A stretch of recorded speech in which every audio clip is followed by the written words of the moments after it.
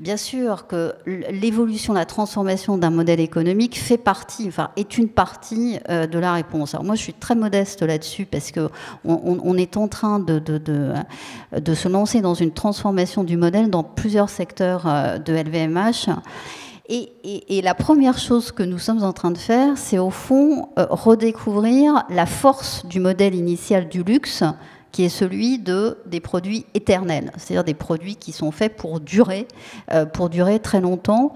Et donc la question qui se pose, c'est comment pousser cette logique-là extrêmement loin en inventant les services de réparation extrêmement sophistiqués qui vont permettre d'utiliser le même sac à main, la même paire de chaussures pendant très longtemps. Et donc certaines de nos maisons sont dotées de services de réparation dédiés extrêmement performants. La trajectoire pour l'avenir, c'est d'en doter chacune des maisons qui constituent LVMH pour accélérer cette éternité, si je puis dire, de l'objet de haute qualité produit par nos maisons.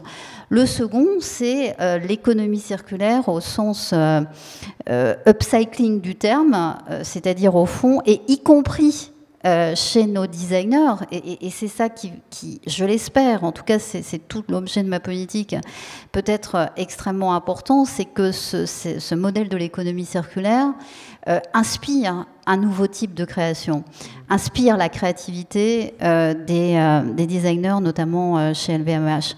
Quand je vois par exemple...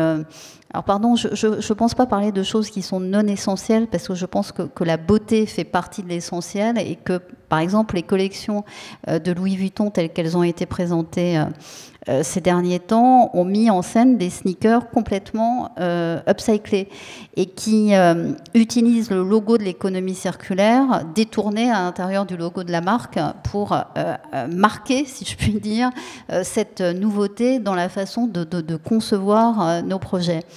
Et puis la troisième chose, c'est comment faisons-nous de l'économie circulaire entre nos maisons? LVMH, c'est 75 maisons. Secteur vin et spiritueux, secteur mode et maroquinerie, montres et joaillerie, et puis grande distribution. Au fond, quand on voit ça, le terrain de jeu, si je peux me permettre cette expression, de l'économie circulaire dans ce groupe est absolument immense, mais les marques sont concurrentes, et pour autant... là aussi, je trouve ça très pragmatique de se dire les tissus qui ne sont plus utilisés par une maison, qui sont endormis dans une maison, comment peuvent-ils être réutilisés être réutilisés dans une autre maison? Et donc, on vient de mettre en place une plateforme de trading des tissus à l'intérieur de LVMH, qui va aussi s'ouvrir à l'extérieur d'ailleurs, et qui marche extrêmement bien. Voilà, donc c'est en effet des exemples de l'évolution du modèle du luxe vers à la fois le renforcement de son cœur même et une circularité qui devient elle-même source d'inspiration parce que la finalité importante dans tout ça, c'est en effet de réconcilier la nature et la créativité en les considérant tous les deux exactement sur le même plan. C'est-à-dire il y a le vivant d'un côté, la nature est vivante, et puis il y a le vivant du génie humain. Pendant des siècles, en effet, on a considéré que c'était le génie humain qui devait mettre la nature sous cloche et la dominer. C'est plus du tout ça. C'est donc une alliance un peu d'un nouveau genre entre nature, biodiversité et génie créatif. Et donc, ça conduit vers ces nouveaux modèles qui sont par définition respectueux de la ressource naturelle, du vivant.